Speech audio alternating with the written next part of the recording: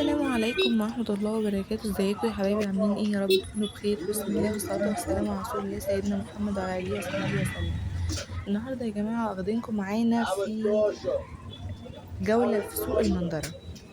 زي ما انتوا شايفين كده ما شاء الله الخضار طازة وجميل بسم الله ما شاء الله. هنا كنت بسأله على السبانخ بكام وقال لي ب15. أخيرا السبانخ نزلت بقى مع الشتا بقى والحاجات دي والأكل المية مية. طبعا أنا كنت بصور لكم على جنب واحد. طبعا في جنبين، يعني الجنبين فيهم ناس بتبيع خضار وحاجات تانية. هنا احنا في سوق المندرة اللي هو بيكون قدام في وش على طول كوبري المندرة. كوبري المندرة ده انت لما بتخلص كده المنتزه تدخل كده تلاقي كوبري المندرة، والسوق ده كده بقى جنب الكوبري على طول.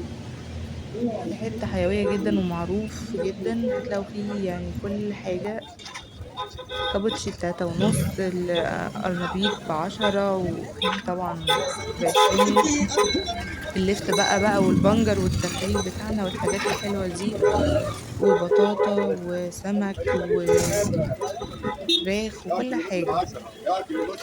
طماطم اهي وكوسة ب10، خيار ب10 برضو. في يعني أنواع من الخيار وكل حاجة ليها سعرها.